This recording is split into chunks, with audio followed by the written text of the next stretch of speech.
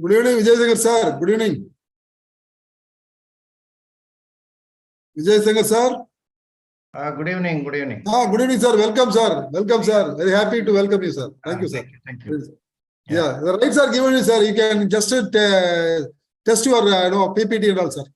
Okay. Yeah, yes, sir. Please.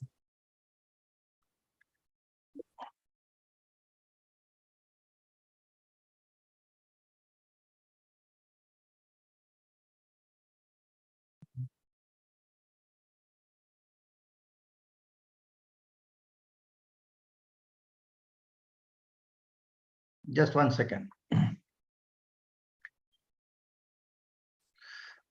I'll close unwanted PPTs.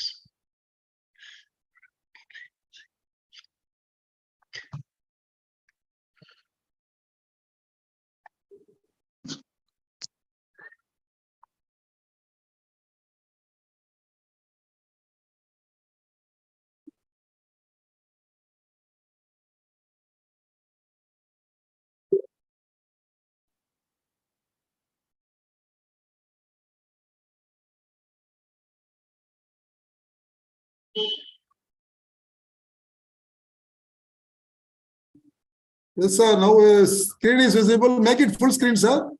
Yeah. Yeah. Yes, sir. It's okay, sir. Okay. Okay. You can unshare it. We will start at 5:35, sir. People are joining. Okay. Start at 5:35 sharply, sir. Okay. Right. Thank you, sir. Bye, sir. Please, you can relax for some time. Yeah.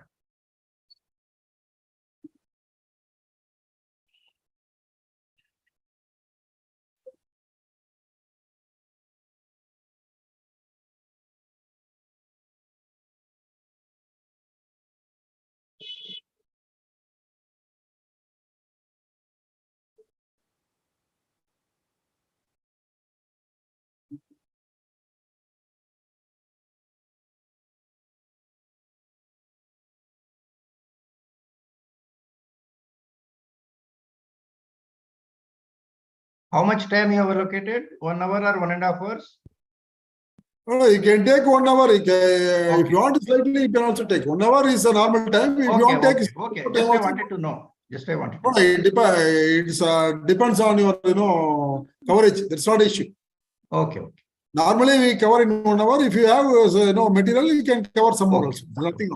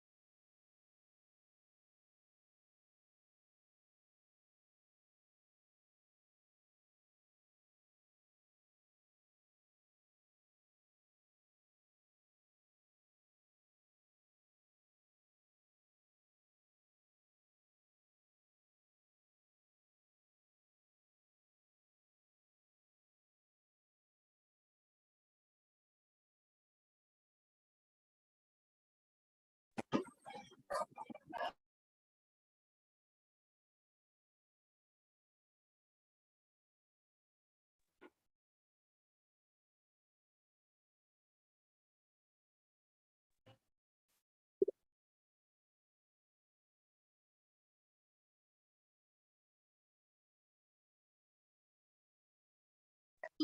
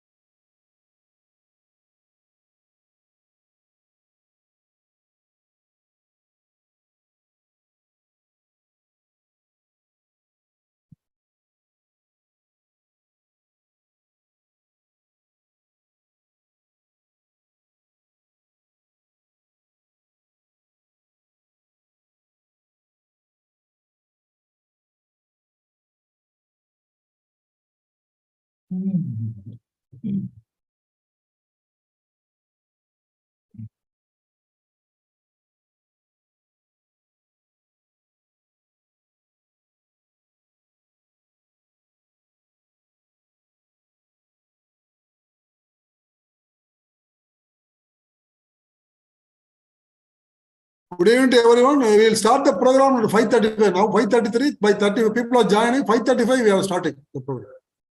Kindly bear with us. Another 2 minutes. Yeah. Speaker has already joined about more than 15 minutes back. We will join in another minute. We will start the program.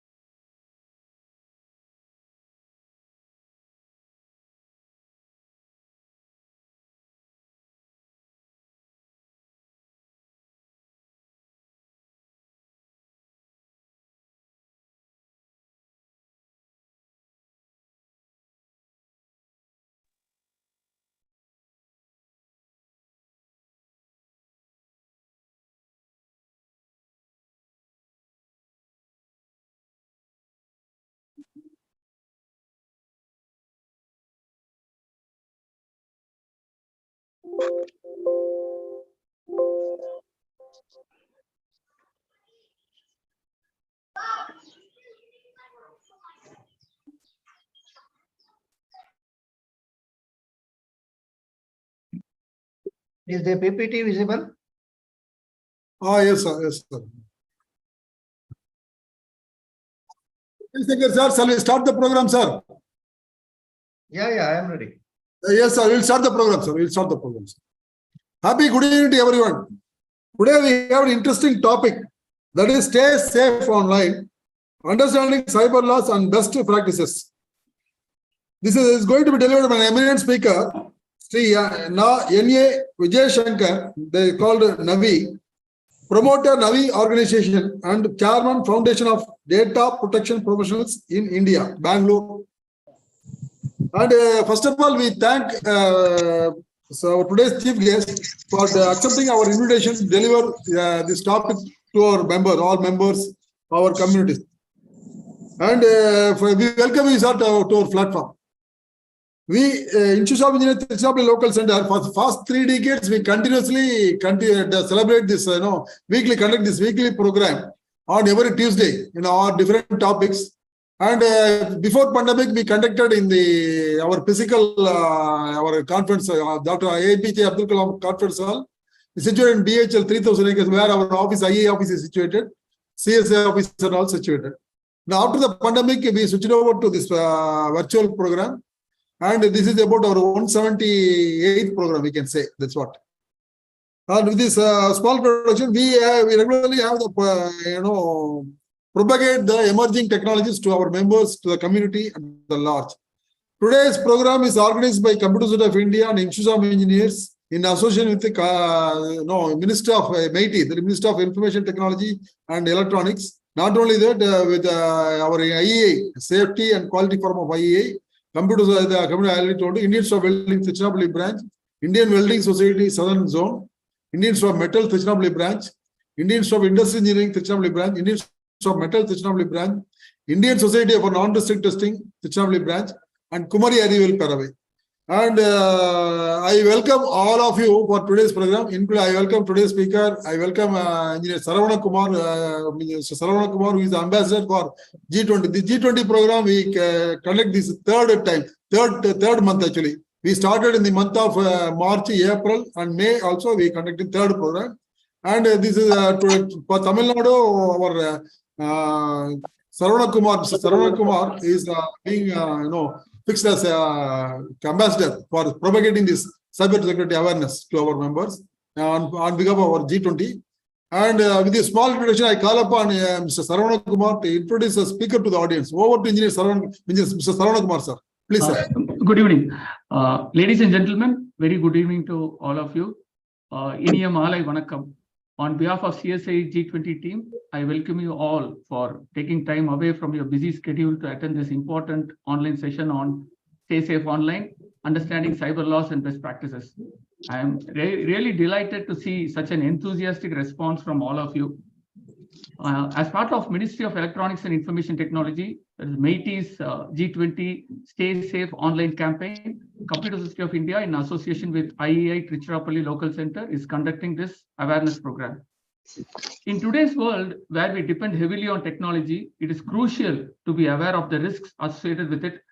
Cybersecurity is a pressing concern for individuals and businesses alike. Every single day, we hear news about cyber attacks, data breaches, and identity thefts. Cyber criminals are becoming increasingly sophisticated in their methods, and it is essential to take measures to protect ourselves and our digital assets. This particular session aims to provide you with valuable insights into cyber laws and best practices that can help you stay safe online. Our expert speaker will discuss the latest cybersecurity threats and trends, as well as offer practical tips on how to safeguard your online presence. As we spend more and more time online, it becomes very much imperative to understand the laws and regulations that govern our online activities. Our speaker will enlighten us on various cyber laws and their implications as well. He will also share the best practices to be followed for staying safe online. I hope the session will help you understand the importance of cybersecurity and provide you with practical tips to protect yourself online. Now, let me introduce our eminent speaker who will share his knowledge and insights on this crucial topic. Mr. Na Vijay Shankar, more popularly known as Navi, is a pioneer in the field of cyber law in India, and he was the author of the first ever published book and e-book on cyber laws in India. The physical book was published in 1999 and e-book was published in 2003. He has also authored several other e-books like Cyber Laws, ITA 2000 and Beyond, Cyber Laws for Engineers, Cyber Crimes and ITA 2008, Personal Data Protection Act of India, etc. Navi is the founder of the premier cyber law portal in India, which is the website is www.navi.org. It is also there on the screen. In his screen, it is also available, this particular website. And he was instrumental in introducing web-based cyber electronic services such as Cyber Evidence Archival Center, specializing in Section 65B, certification of electronic documents, and real-time interaction-based online arbitration center. And Navi was the first person to successfully get conviction in a criminal court where the Section 65B certified evidence was produced for the first time in India. He was also the person who successfully carried through the historical adjudication case of S. Uma Shankar versus ICICI Bank. Navi is also the founder of Cyber Law College, which is a pioneering virtual education institution in India dedicated to cyber law education. Navi is also a visiting faculty in a number of institutions, including NLSUI or National Law School of India, University, Bangalore, NALSAR or National Academy of Legal Studies and Research, Hyderabad, BMS Law College, Bangalore, etc. He is also a guest faculty in NPA or National Police Academy and several other organizations. Navi is also a leading auditor for HIPAA, which stands for Health Insurance Portability and Accountability Act, ITA 2008, ITA, which stands for Information Technology Act, GDPR, which is General Data Protection Regulation, and Indian Data Protection Compliance. He has developed exclusive framework for compliance and audit, namely Data Protection Compliance Standard of India. And Navi has extensive senior corporate executive experience behind him. He has been an ex-banker and consultant to several companies in finance and IT services. He has held top management positions in several companies engaged in business of banking, advertising, IT infrastructure services, IT product marketing services, etc. IT has been recently awarded the Lifetime Achievement Award for his contribution to the field of cyber jurisprudence by the group of institutions in Chennai. He was also recognized by Dena Bank Dana Bank with the Award of Excellence in Public Life in 2007. Navi is presently focusing on spreading awareness of neuro rights protection and need for law and artificial intelligence in India. Navi is also a qualified independent director from the Indian Institute of Corporate Affairs. As chairperson of Foundation of Data Protection Professionals in India, Navi has introduced several certification programs for data protection professionals in India and has also introduced an indigenous framework for data protection compliance called Personal Data Protection Standard of India. Navi is also a well-known netizen activist and much more. Please join me in welcoming Mr. Navi to our session today.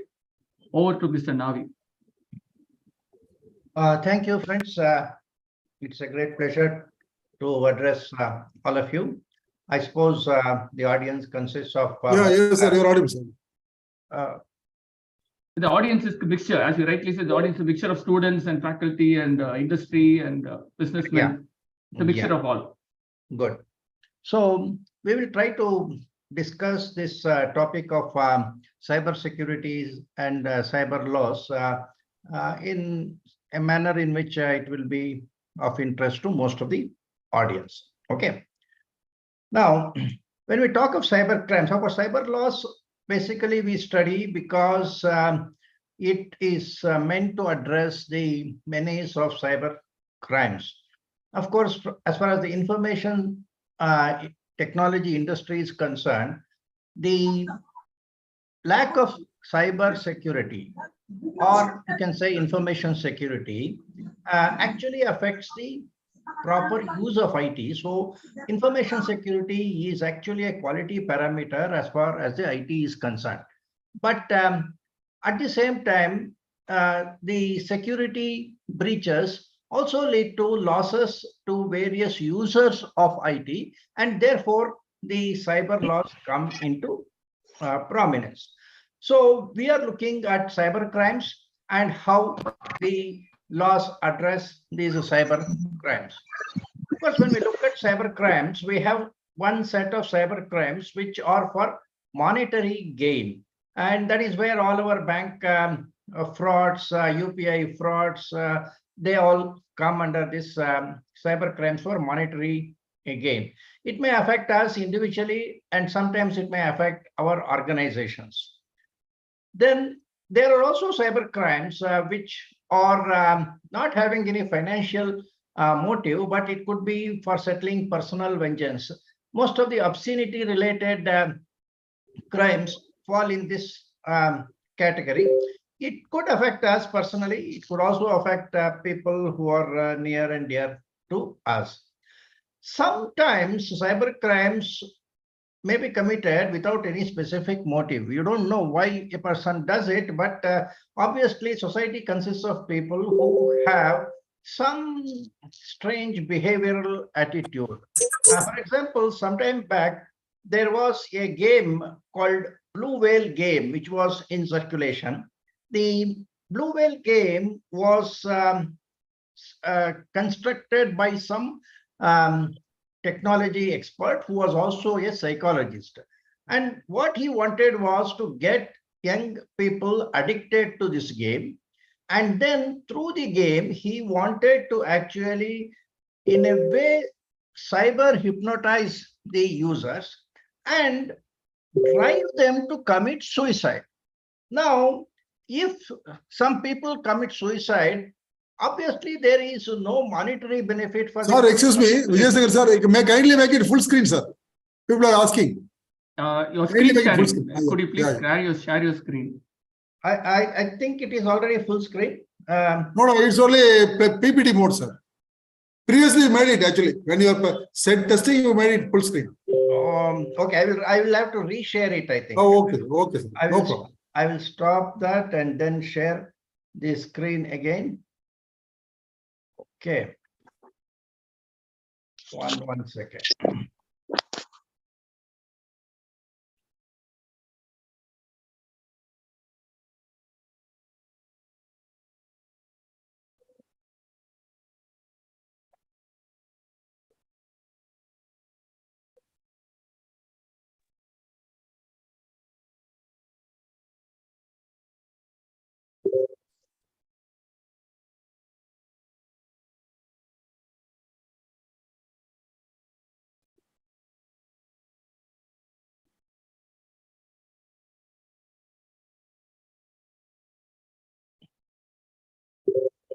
Are you able to see the full screen now? No, no. Yes, sir. We are not Perfect. able to see. Sir. We are not able to see. No, are anybody seeing only the PPT mode, or all of you are seeing the full screen? No, we are I not can able to see see your full full screen. Yeah, we are not able to see how I to. think No, Pardon? the adjustment must be made from the user's end. You can't do anything about that. No, no. Wait. I will switch off my second screen. Then I think it should be okay.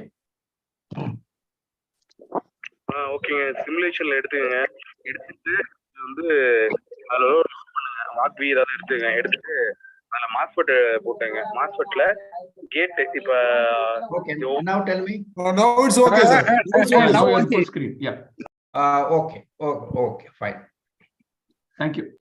So I was talking of different forms of cyber crimes, some monetary gains and some without monetary gains. The example I was giving was somebody who created the game called Blue Whale, and it was meant to actually get young people addicted to the game and drive them to commit suicide. So there are such psychopaths in the cyber society, and when they commit crimes, from security point of view, it is very difficult to actually prevent such crimes. Then we have crimes which are actually committed as a part of say the terrorism, where the motive again is driven by some it is non-financial. It is driven by some say logic which only those persons can understand. There are also cases where countries use cyber crimes as a part of cyber warfare strategy. So there are many reasons why cyber crimes surface. And nowadays, because of the political differences, people try to fight on the cyberspace, which we look at as a form of, say, trolling and sometimes trying to defame others, put fake videos. All these are actually different forms of cyber crimes, which make the life of a netizen on the cyberspace a little, say, unsafe.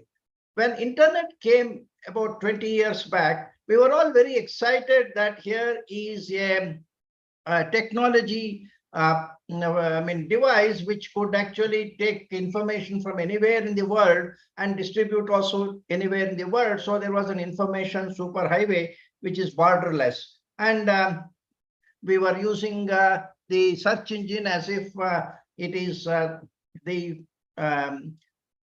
day-to-day assistant for us. Nowadays, anything which comes on the internet, we have to actually distrust them, the information first, and then try to understand whether it is true or false. So that is what the cyber crimes over a period of time have done. And these cyber crimes are always on the increase. They proliferate because opportunities are plenty for cyber criminals, and there is a vested interest in pushing implementation of technology before it becomes mature. Technologists often introduce technology before they mature. That's why we have what is called the zero-day vulnerabilities. Softwares are released with lots of bugs, hoping that when it is used, somebody will point out the bug and then we will patch the software. So that is a very unhealthy way of say releasing software, for which the industry has to take the responsibility. Then the security itself is a technology aspect, not perfect, and prosecution probability is very low, and therefore we have a problem. We require vigilant IT users. At the same time, we require robust legal framework to bring these cyber crimes under some sort of control. Now, we often hear in the corporate circles words such as data is oil, data is gold, etc. Essentially, it means that data has got a financial value. it is an asset of an organization or for an individual. And therefore, we have a responsibility to protect these digital assets belonging to us as well as to our organizations. So that is where cybersecurity becomes part of our official responsibilities. So whatever may be our official designation and responsibility, I feel that if any person is using a technology device like a computer, like a desktop or a laptop or a network device, and through that network device he has access to certain data, this person, the user, should be held accountable for security as far as data to which he has got access is concerned. Many companies say that I have got a CISO and he will take the responsibility. No, that is not the right approach. Responsibility for security is with every person who uses the computer device. This is what we call as distributed responsibility. And that is one of the things which we are driving in our security framework, which our friend mentioned, Personal Data Protection Standard of India. Distributed responsibility is one of the major aspects of which we are considering as important from the perspective of data protection. Now, cyber crimes, we say we proliferate, but at the same time, we must have a brief idea about the seriousness of the cyber crimes. Now, the cyber crimes across the globe is estimated to be around $8 trillion, approximately 56 lakh crores. So this is a very big, you can say, pain of the society, bigger than any other kind of crime. And because internet is actually a society in itself, every kind of crime which we are used to in the physical space can happen even in the cyberspace. In fact, when data breaches happen in a company, one estimate says that every data breach in a corporate entity has an average financial loss of around 29 crores, and each data set costs somewhere around rupees 6,000. These estimates have a lot of assumptions, but what is important for us to understand is that data is valuable. Securing this valuable data is important. Otherwise, cyber crimes have the possibility of destroying the beautiful concept called internet. It is already done to some extent, but it may even become more and more, in the coming days. India presently ranks about third in cyber threats, behind US and China. And even in the mobile malware, India ranks second, which means that we have to be very, very careful. In fact, in several parts of Jharkhand, UP, and other places, there are say villages. You have all heard of Jamtara kind of village. The profession of the village is committing cyber crimes. And how is that they are able to commit cyber crimes?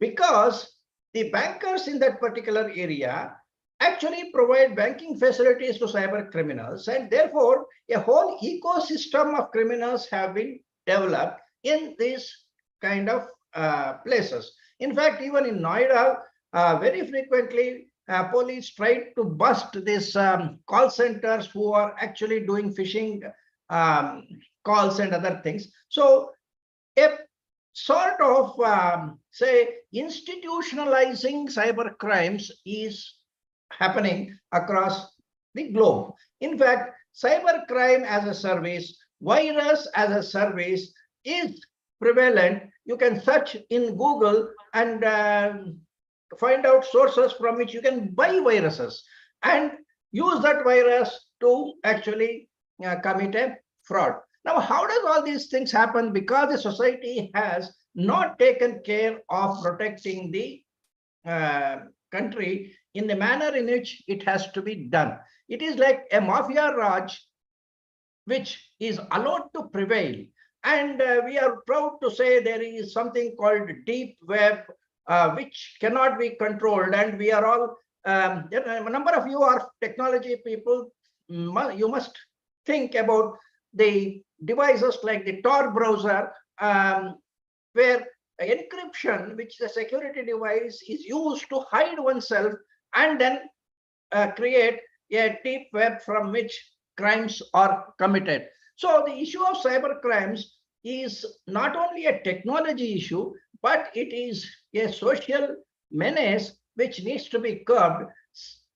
To find solutions in law is not easy because many times it is a matter of attitude of people and ethics. As long as the society is corrupt and they all want to make money at the expense of others, it is very difficult to control cyber crimes. There are many examples which I can give as we go along, but let us see whatever is possible, we'll try to cover. But if you are a corporate manager, you must understand that today's business is managed through data, and therefore governing data is one of the managerial responsibilities, and data governance includes data security. But let us remember that all cyber crimes are not sophisticated technology crimes. There are crimes such as phishing, social engineering, certain crimes which happen because of the negligence and ignorance and an attitude of something is not my responsibility. So there are many crimes which happen which you cannot really call it as a technology related crimes. There are a few crimes which happen because of the technology, like say man in the browser, ransomware, skimming devices, DDoS attacks, then robots which go rogue sometimes, then the incidents of malware, and generally the term which we use as hacking. Some of these things are technological crimes, but there are several crimes which happen without any technology. Now, all of us need to learn from some experience of others, and therefore we will very briefly reflect on some incidents. After we complete, if we have time, we will have some questions so that I will be able to understand your concerns better.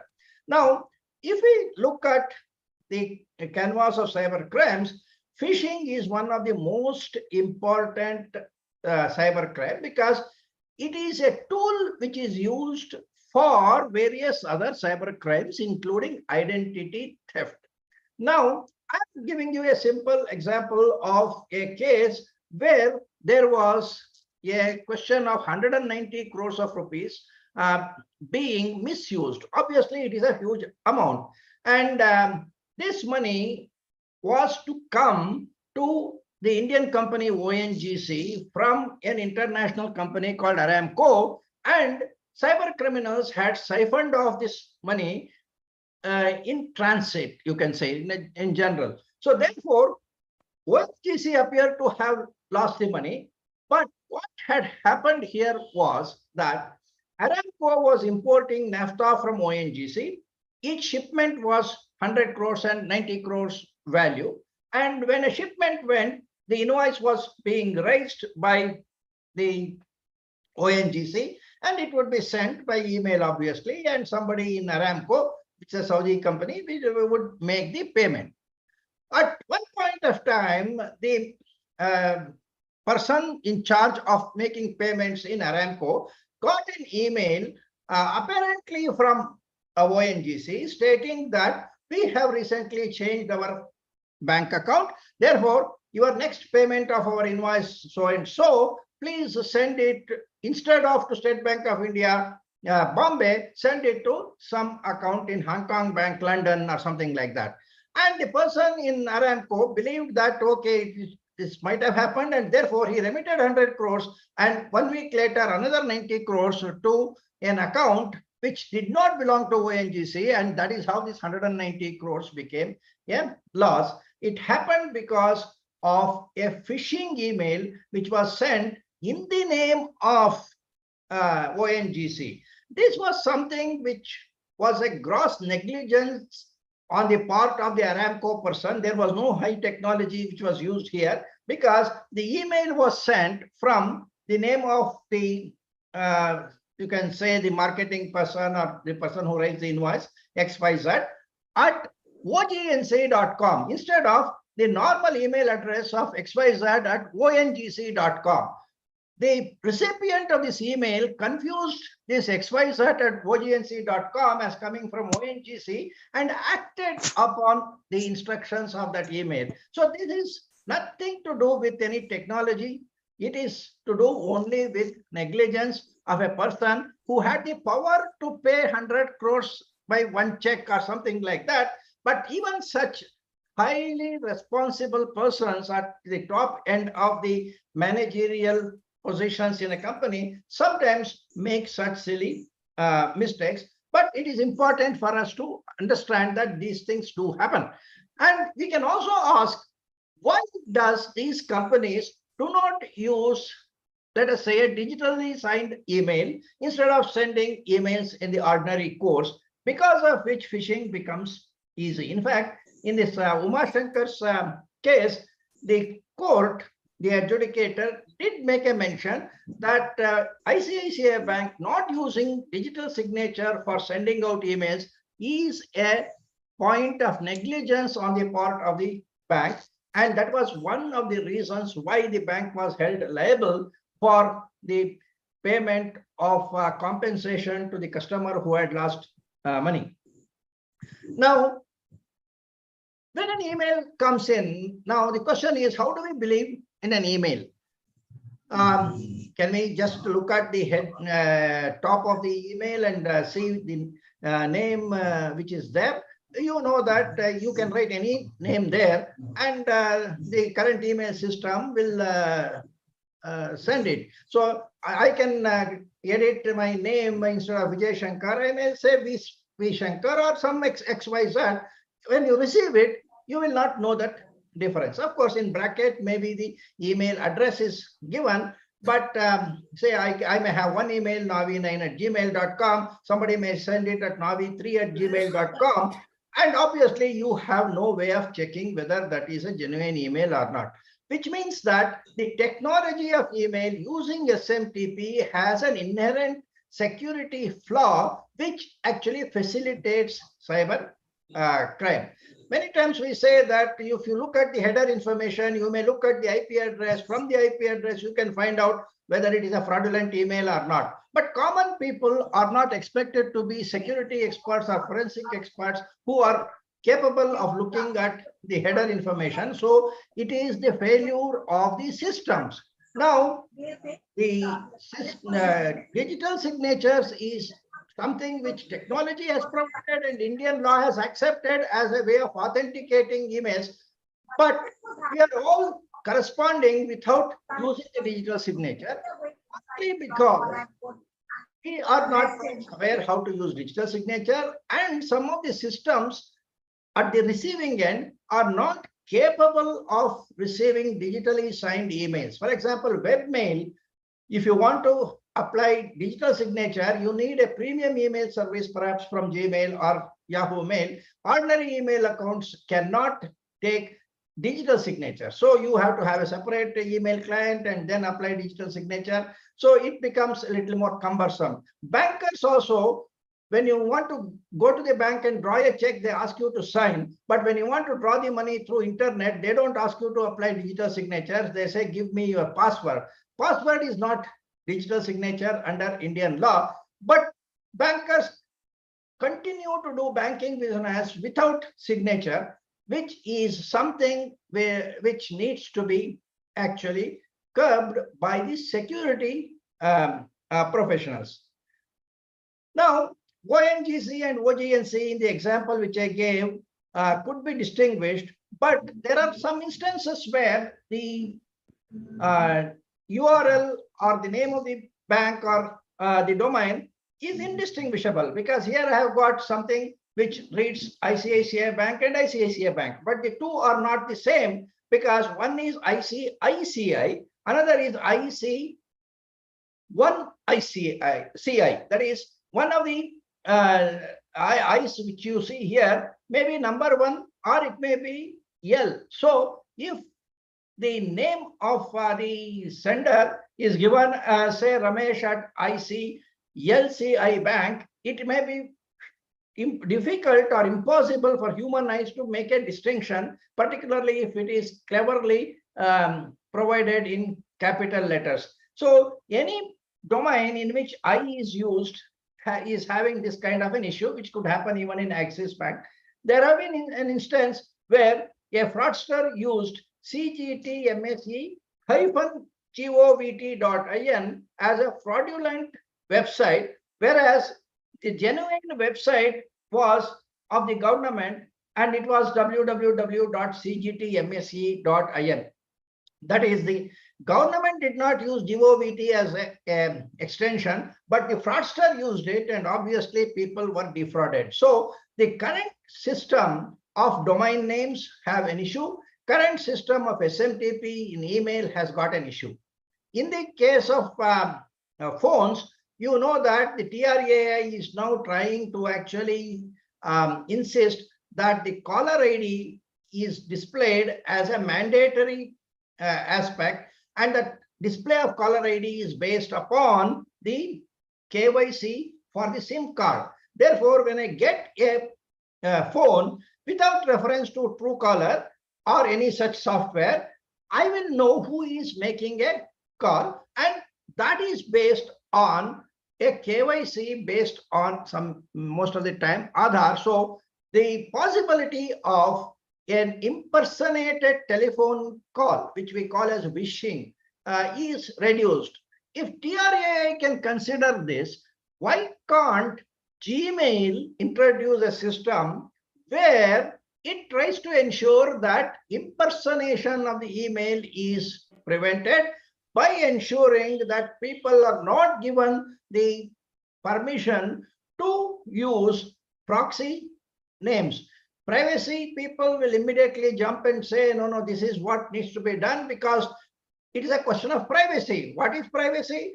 The privacy, some people think, is the right to hide. And therefore they say, I can use any name and send an email, and there should be no law to prevent that. In India, we are trying to tell at least the Twitters and the social media people that when people create accounts in the social media platform should verify the identity of the person, and the person should be accountable for what he says.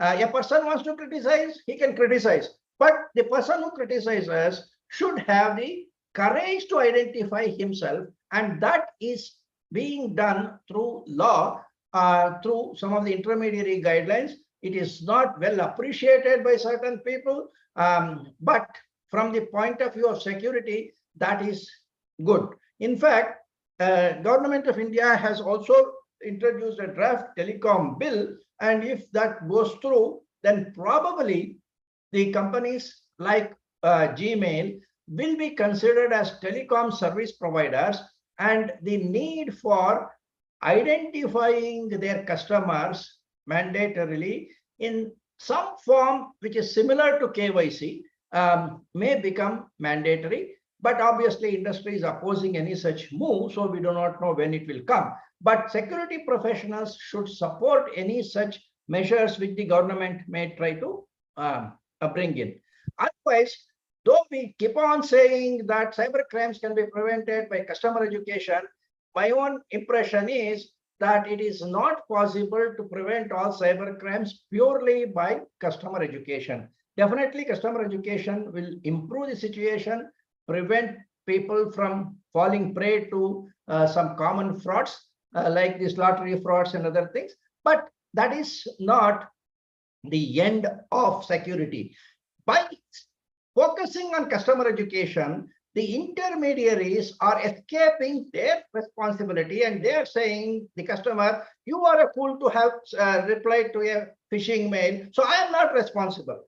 This was challenged in the Uma Shankar's case, because in the Uma Shankar's case, the person had answered the phishing email, and the bank was arguing that it was your mistake in answering the email which caused this fraud, but we were able to prove three different courts, the adjudicators court, the TD-SAT court, and then the High Court of Chennai, all Madras, High Court of Madras, all these judicial authorities, we were able to convince them that there could be some negligence on the part of the customer, but that should not be used as an excuse for the bank to be negligent on its own and make payment of a fraudulent payment, which reflects on their negligence. So if both the bank is negligent, customer is also negligent, we said bank is more negligent and therefore they should take the responsibility. So customer education is important,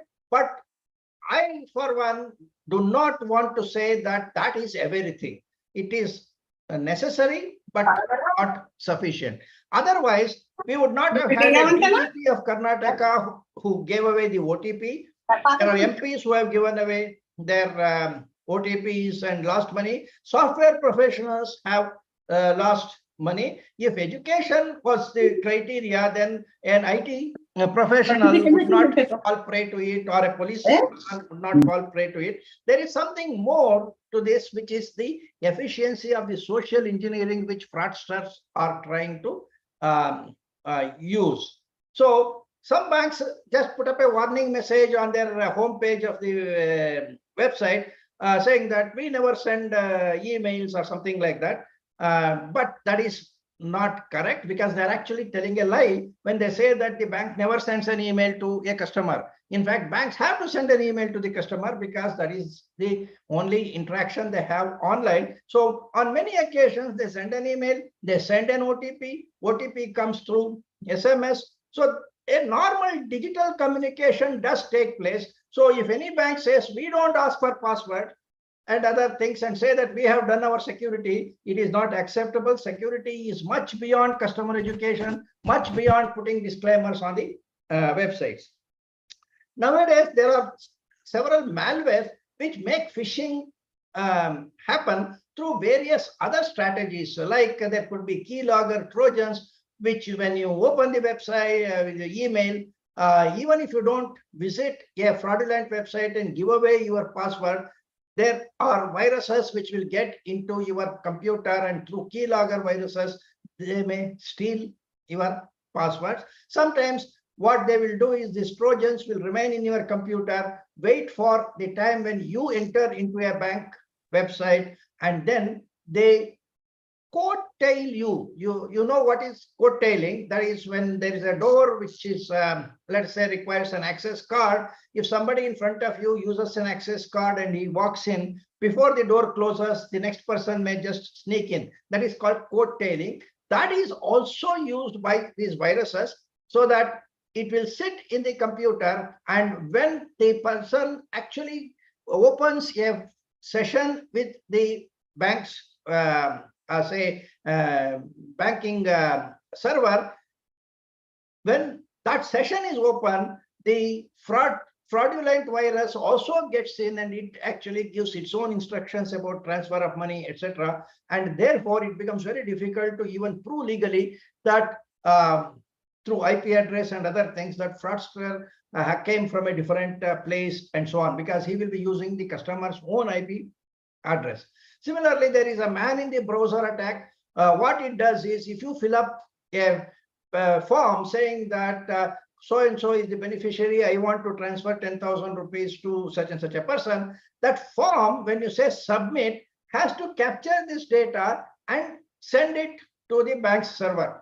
During that process of capturing the data elements from the form and then putting it into a messaging stream, the virus interjects and it makes changes in the name of the beneficiary, the name of the beneficiary's account number, and perhaps the amount. Therefore, the bank server gets an instruction from the customer himself, from his own computer, but the instruction given to the bank server is different from the instruction which the person intended.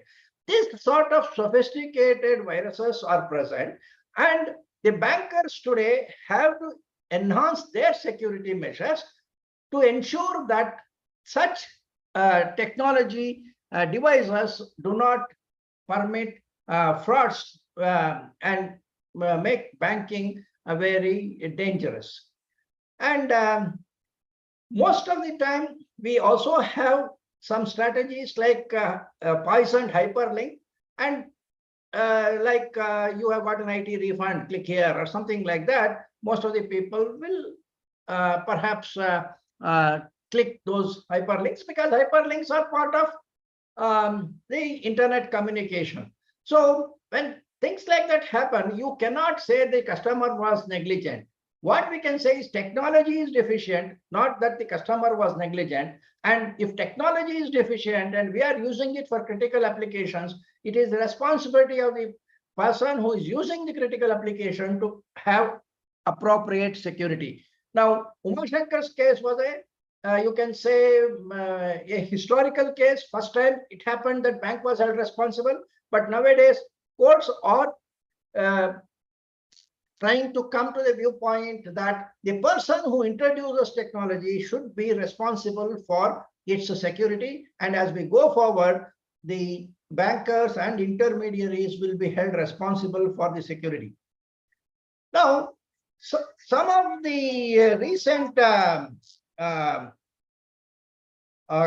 of frauds happen in the form of ransomware, which is what we call as cyber extortions. What does this ransomware does is it just walks in to a computer just like any other virus, but unlike other viruses which may destroy files, delete files, this ransomware only encrypts the files, and sometimes it exfiltrates the files, and the person will hold certain sensitive files. The fraudster will hold some sensitive files, and then he sends an extortion message saying that, one, I have encrypted all your files so that you cannot operate your system. Your whole system is shut down. Second, if you want to unlock your system, then you have to pay certain extortion fee, which could be several lakhs.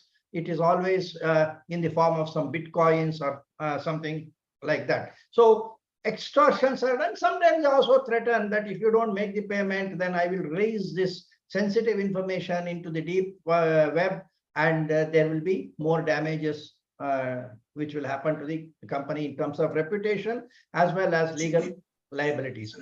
So security persons will have to first of all ensure that no virus of any nature gets into the company, and if it is a ransomware which encrypts, then the company should have the ability to actually recoup the data from its efficient backup system, and the security should ensure that no exfiltration of data happens on a large scale without being detected by the security systems. So ransomware is today one of the biggest threats of the industry.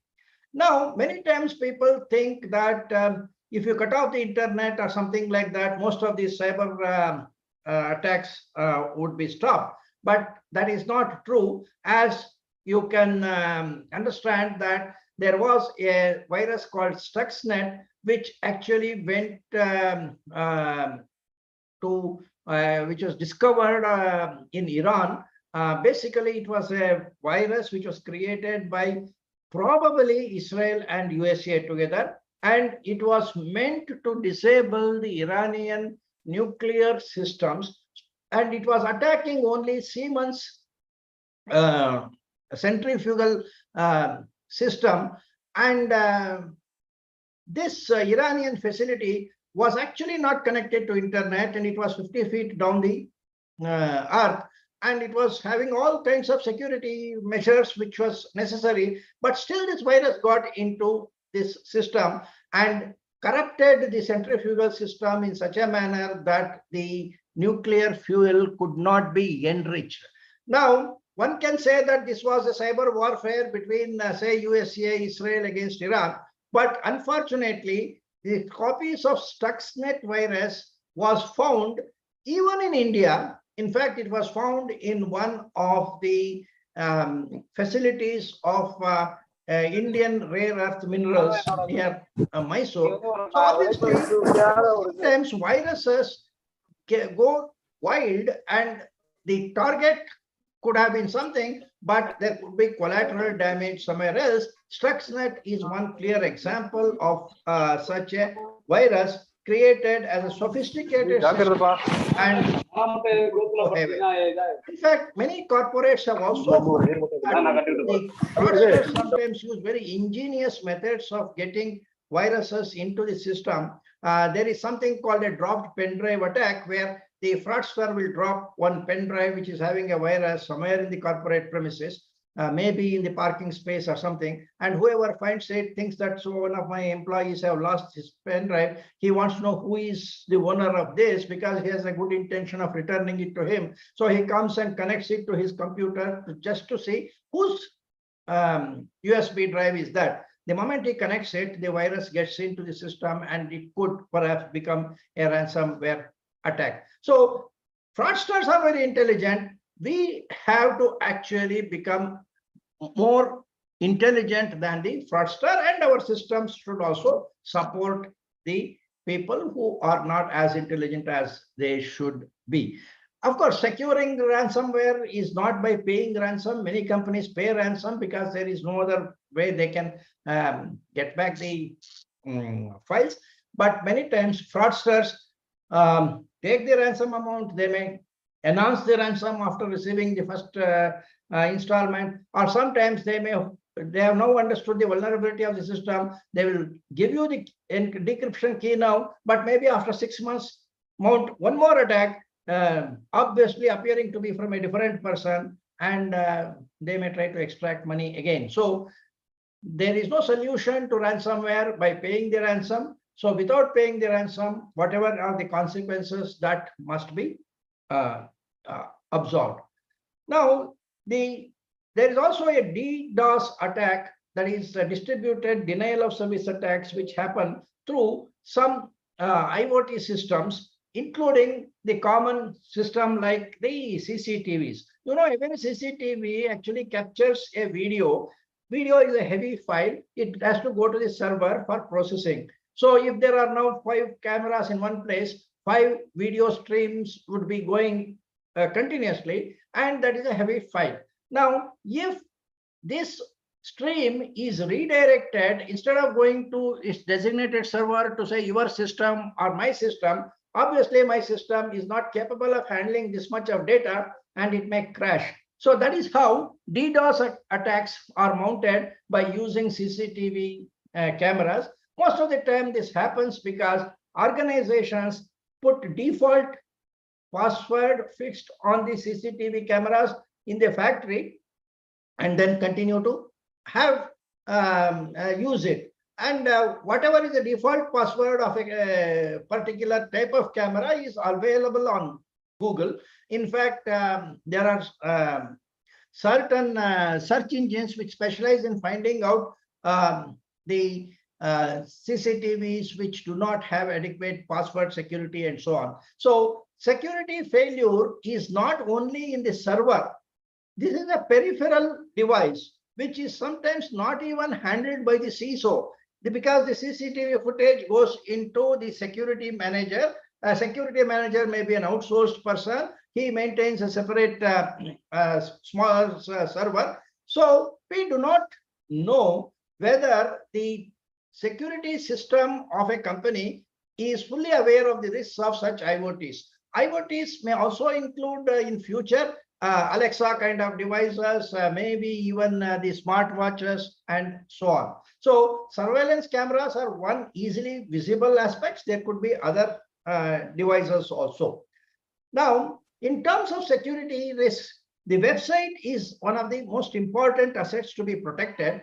If it is not protected, one may end up in a situation like what Bank of India found some time back, when its homepage was actually hacked and several viruses were loaded onto the homepage code, and anybody visiting this website of Bank of India was gifted with a download of all these viruses, and some of these viruses were keylogger viruses which could steal the passwords. So we cannot neglect the website as a low security asset of the company. Some people may think we'll protect our critical server, but they may forget to protect the website. Website is where common people visit, and there are other strategies like steganographic images which could be put on the website, so that when people visit the website, some codes may be executed. Sometimes some downloadable images or files may contain viruses, and whatever the company has put in, the fraudster may replace it with a contaminated file, and thereby use the website as a means of committing, say, hacks through depositing, say, keyloggers in the visitors' computers. So that is why even an asset like website, which we call as a public asset in corporate terms, when you look at your information security policy, you consider this as anybody can come to this asset. It is not like our internal asset. So they consider it as a low security digital asset. But sometimes that also can create a problem. Therefore, understanding the vulnerability of the various digital assets and putting appropriate security measures is an important aspect of any organization. In that, website cannot be neglected. Other than this, there are various kinds of sophisticated hardware devices which are used. You have heard petrol bunk scam, where petrol dispenser is manipulated so that every liter, say 10% is not dispensed. So it by altering the electronic circuitry in the dispenser. In fact, even auto rickshaws with digital meter in Bangalore have once been found as having manipulated meters which actually run faster, and it is nothing but hacking the meter to actually commit a fraud on the users. Such things are happening and continue to happen, and many of us will not even know that it is happening. ATM frauds, where skimmers are fixed, where the card is inserted, is a common thing which most of you are aware, and handheld skimmers are also available. And using such devices, many of the IT assets are misused, and the owner of that IT asset needs to take responsibility for such things. Additionally, there are certain organizations which supply certain devices with a modified circuitry, which we call that as Manchurian chips. That is, in the OEM supply itself, there is a chip which is say stealing the data or something like that. And this kind of crimes again is more sophisticated in nature. And in fact, in one such case, Amazon bought computers, a set of computers from Taiwan, and found that in the motherboard, there was an extra chip which was stealing the data from Amazon. So even a big technology company like Amazon could be tricked into buying from somebody with a motherboard, which is not something which I and you can manipulate. It has to be done in a corporate or a you can say factory environment. And in this particular case, the factory was, of course, situated in China. So there are these manipulated hardware devices. In this case, it is a POS system which was capturing the credit card information.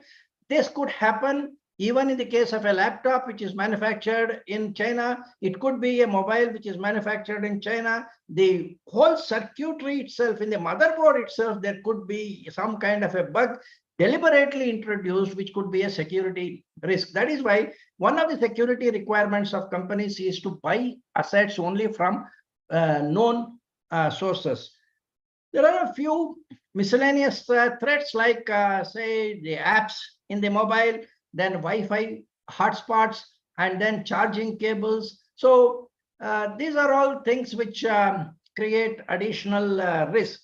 We also have seen many times there is a virus which actually does crypto mining. That is, it sits in your computer, uses your internet, your processing power, and it runs a Bitcoin mining software. The benefit of that mining does not come to you. It goes to the network to which it is connected. This will slow down your computer and will use your computer's resources. Now, law in India does address this. When Indian law was framed in 2000, they did not know some of these crimes, but our law has been structured in such a manner that even the sophisticated crimes of today were covered in the law which was designed in 2000. We have occasionally attacks from state organizations, like in this case, when the North Korean government attacked Sony corporate network. These are asymmetric warfare kind of an activity where a nation state with all its resources can easily attack a single company. Whatever security measures you may have may become insufficient. Today, China is one such country which does this kind of attacks frequently. In fact, one of the reasons why recently banks like ICICI Bank and HDFC Bank were all declared as protected systems was because the government suspected that China might have introduced some kind of a backdoor control on some of the critical assets in these banks. And that is why the government tried to take a little more supervisory control on the critical assets of the banks like ICICI Bank, HDFC Bank, then Kotak Mahindra Bank, Union Bank, and so on. So this nation state attacks is a risk which is very difficult for us to manage. As a company, what we are expecting is that the regulatory framework, which is our cyber law, tries to make companies responsible. Of course, Indian law has evolved from 2000 to the current day. Though many people think that Indian law is weak and other things, it is reasonably strong. It has one set of laws which talk about payment of compensation to anybody who suffers a loss. We call that as a civil liabilities arising out of contraventions. There's another set of clauses which talk about imprisonment to a person. Some of the imprisonment could be commonly it's about 3 years, but there are certain offenses for which imprisonment could go up to 7 years, 10 years, and at least in one section which we call as cyber terrorism, the imprisonment can be lifetime. So Indian law is reasonably rigid, and the way it has described the offenses, it covers the ransomware, which was again unheard of in the year 2000 or 1999 when this first draft was made. It covers all current social media related offenses. It's all a question of how we interpret, because one of the things which our law says is that any unauthorized access, downloading, virus, all these things actually create liabilities for a person to make payment to another person who has suffered a loss. And in case any intermediary organization has been used in committing this kind of a fraud, we say that intermediary has got a vicarious liability. And there is in 2008, the government amended the law and introduced a section called 43 capital A, which stated that every organization handling sensitive personal information needs to adopt what we call as a reasonable security practice. Otherwise, they will be liable for payment of compensation. So all the bankers will come under this particular sections. For this purpose, ITI 2000 has created a infrastructure of adjudicators in every state and union territory. The IT secretary is considered as the adjudicator for the state. Then appeals from them go to the TD SAT and then to High Court. And every digital service provider is supposed to have his own grievance redressal mechanism. Sometimes the organizations like the Ombudsman in the banking case and the consumer courts also try to help victims of cyber crimes to provide some kind of a relief. All criminal offenses normally are handled by the police, and it goes to the normal sessions court and then to the High Court. A number of sections are there. I will not go into the details of this, but you can be rest assured that anything you consider as a cyber crime, which results in an adverse impact on an individual, Indian law covers that. There is no death as far as the Indian law is concerned. Recently, the government has also tried to make filing of cybercrime complaints easy. They have introduced one telephone number 1930. They have also introduced, this is an all India number. They have also introduced a website called cybercrime.gov.in, where you can lodge a online cyber crime complaint and it will be acted upon. Additionally, you can always take the assistance of the local police also, and that is how you try to seek your remedy. So in summary, we can say cyber crimes are a reality. We need to secure the digital assets, even from ignorance of the people and negligent attitude of the people. And in an organization, it is always essential to build a security culture so that there are more number of people. In fact, every one of the employees has to be like a CISO. Okay, then only things will improve. Law is there, and Information Technology Act amended in 2008 requires a compliance manager and a grievance redressal manager to be mandatorily provided by every organization, including, let us say, an educational institution. They also should have a compliance manager for their network. So adequate law is there in India. The mechanism for enforcement may need further improvement, but it is a question of time when it improves. So I think I will try to close here. If there is time for any questions, I will take the questions. Otherwise, we will close this session. Okay. Any questions?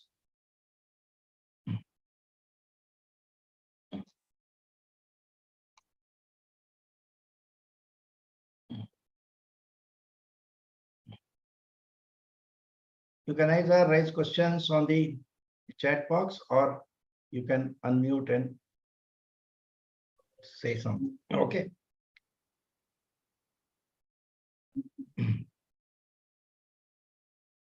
So over, sir. Your lecture is over. Yeah, that is over.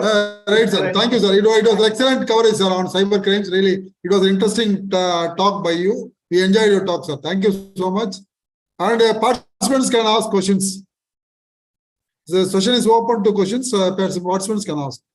Sir, I have a doubt, sir. That ONGC, Amco, you told Saudi Arabia, there's a 190 crores profit, that the crime there. Yeah. You know, before paying to the bank, why they have not checked the, with the bankers? No, see, that is gross negligence. In fact, the email address itself was wrong. Instead of ONGC, it was OGNC.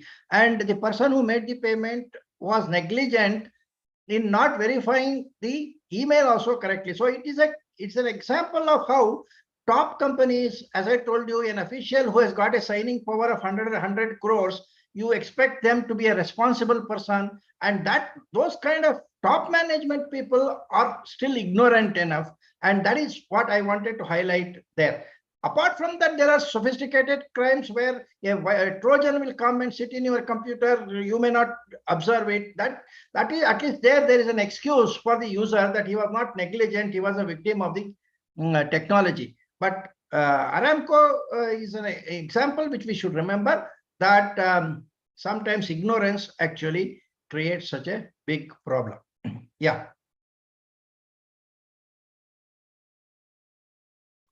I know we have exhausted the time, but if there is any question, I would like to answer. Otherwise, we'll close the session. Selvaraj is under mute.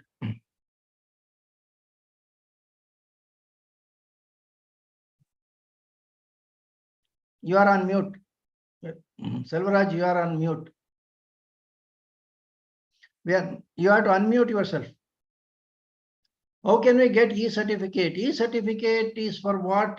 Say there is a digital certificate which for digital signing, for which there are licensed certifying authorities like the eMudra, SafeScript, and others. There are about 12, 13 agencies which provide digital certificates. You should get in touch with them. They will collect some fees, And now we also have a system of using Aadhaar and then buy digital signature per transaction. For only a single transaction you can buy, that is called e-sign. So it is not difficult technically. You contact a certifying authority for that purpose. Yeah. You please go through my website navi.org, naavi.org, and search. You will get answers to most of those questions. Yeah. I have one question. Can I? Yeah, please. This is Somu Mukherjee from West Bengal. I'm an assistant professor in metallurgy, but I want to know, is it possible how we can detect any phishing circuit in a device? Is it possible for any layman to detect the phishing circuit in a device? Phishing? Phishing circuits that you have mentioned, the Manchurian circuits that can steal. Okay. But how we can be aware of that? Say an ordinary person, it will not be very easy. In that particular case, which I was showing a POS, it happened in UK, and through network activity, people found that the POS or that network was connecting to a Chinese IP address and sending some data.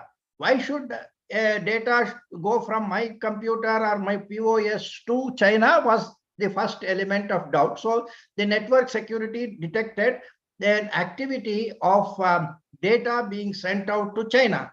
Then when the police actually took up the investigation, what they had to do was to go to every shop where that machine was there, weigh each of those POS machines, because those machines which had this extra chip was weighing a few milligrams more than the standard. And that was one of the methods by which they used, very crude method, but that is how they did. But basically, the data movement out of the network is the best way to find out whether there is any misuse.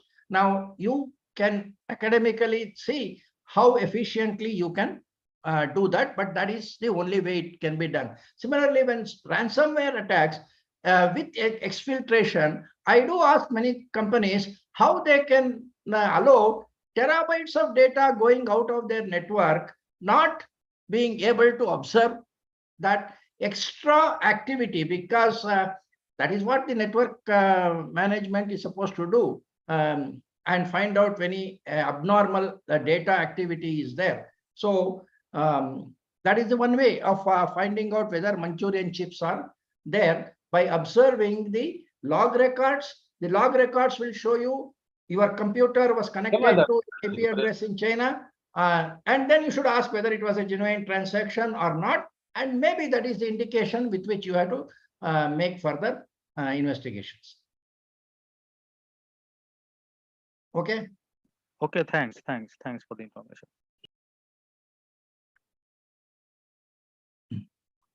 Yeah. Any other questions? Selvaraj?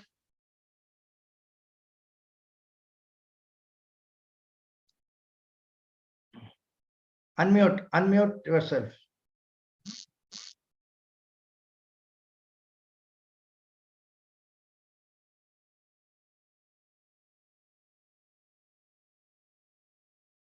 Thank you, Soumya Mukherjee. Thank you. No, we are not able to hear you, Selvaraj. Okay.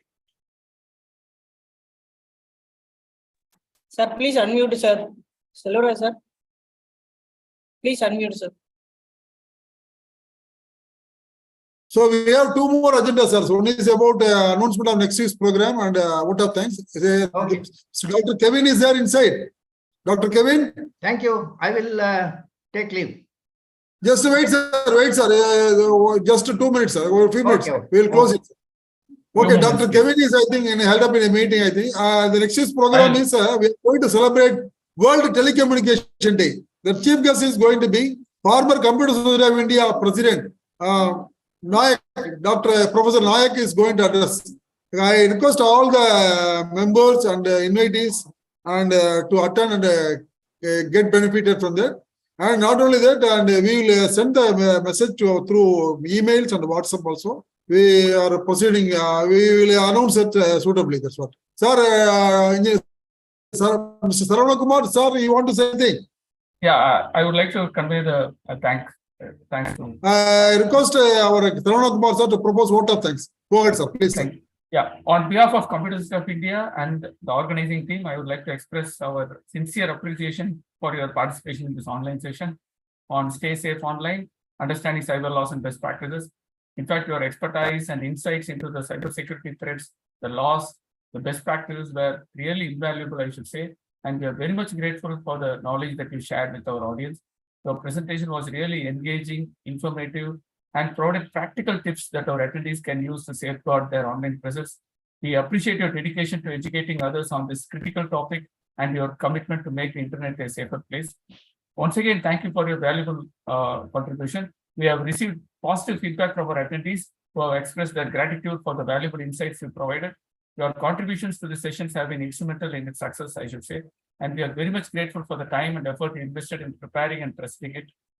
We look forward to the opportunity to collaborate with you in the future as well. Thank you so much. Thank you. Thank you, sir. Dr. Vijay Sagar, sir. Really, it was a very interesting program, sir. Thank you so much. Looking forward to association in future, sir. Thank you so much for valuable time with us and valuable experience what you shared with us. Thank you. Now the okay, sir. Thank you. Good night. With the permission, we will say good night. And with the participants, the e-link, that feedback link is posted on the chat box. Kindly fill it. You get your your e-certificate in your inbox. Kindly fill your email ID and name properly.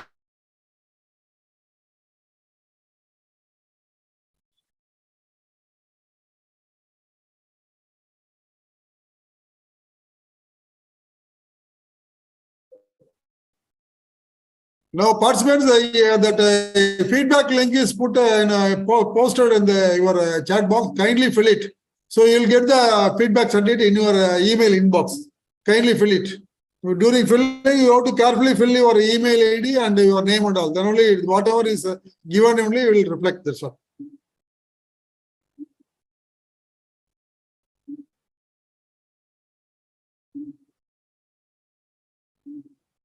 Mr. Kirti Kumar, there is a posted already.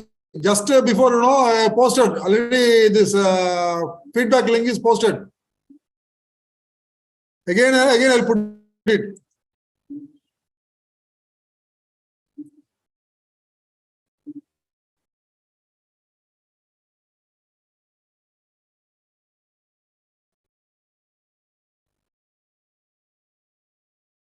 Now posted, kindly see the feedback link.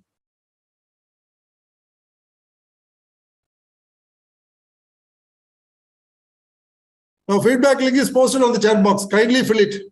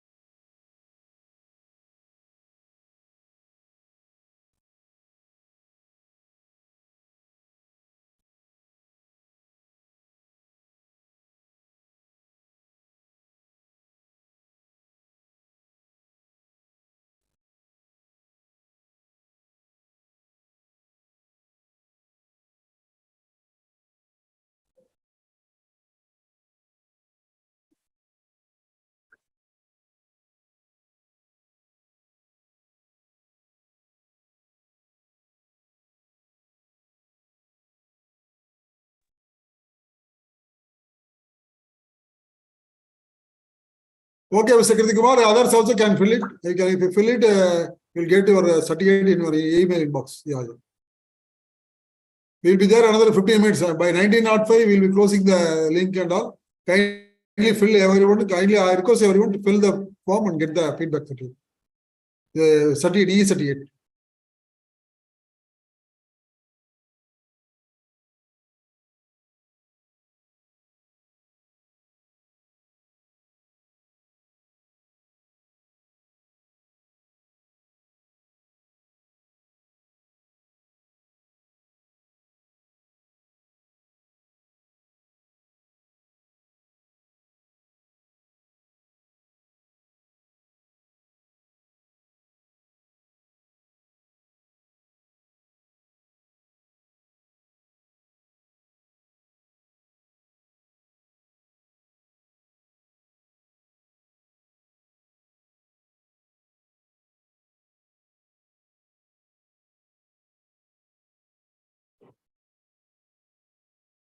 Selvaraj?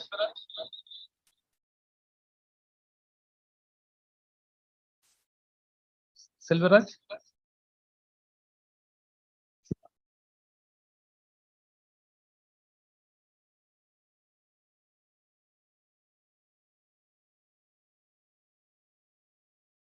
Kripanan sir, good evening. Welcome.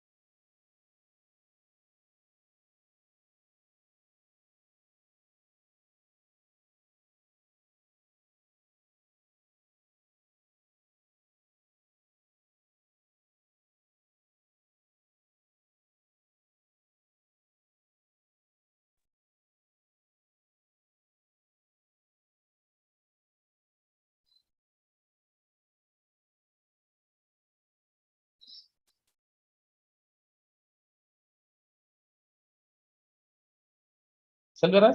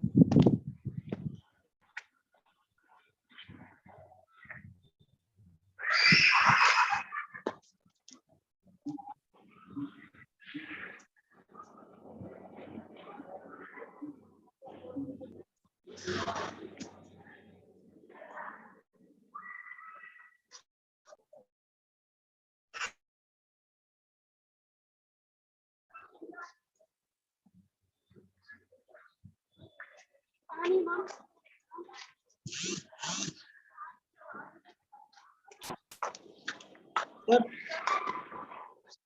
Hello.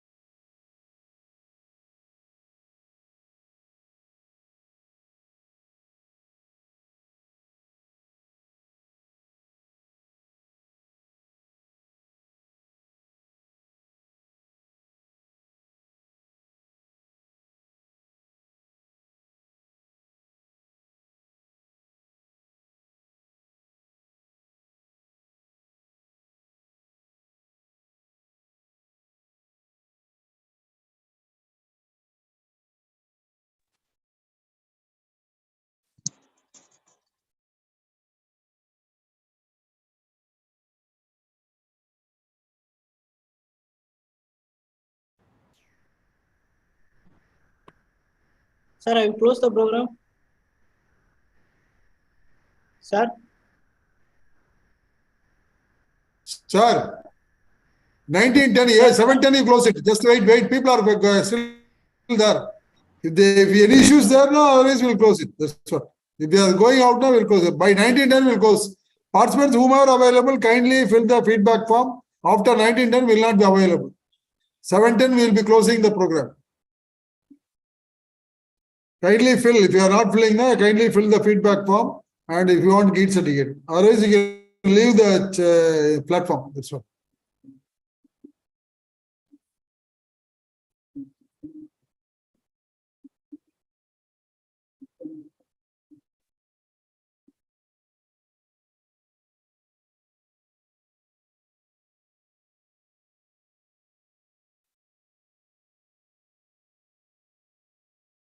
Hello சொல்லுங்க வீட்டுல இருக்கேன் எங்க வரணும் எங்க இருக்கீங்க வர car வெளியே வச்சிருக்கேன் வர நீங்க இப்பதான் கிளாஸ் ஒண்ணு இந்த சைபர் கிரைம் சைபர் செக்யூரிட்டி ஒரு ப்ரோக்ராம் வந்து பெங்களூர் எக்ஸ்பர்ட் எடுத்தாரு இப்பதான் ஜஸ்ட் முடிஞ்சுது அதில் கம் நீங்க எங்க இருக்கு டோல்கேட்ல எங்க வந்துட்டு இருக்கியா டோல்கேட் வந்துச்சா சரி அங்க இறங்கி ஓரமா டோல்கேட்ல ஓரமா நில்ல வந்தேன் ஓகே கொடை இருக்க கையில இல்ல கொடை கிடையாது கூட இருக்கா? மழை பெஞ்சிட்டு இருந்து இப்ப தெரியல, வெளியே இருக்குது. முதல்ல பெஞ்சது இப்ப தெரியல. சரி, டோல்கேட்ல எந்த இடத்துல இறங்கி ஓரமா ஹோட்டல்ல ஓரமா நிக்கிறியா?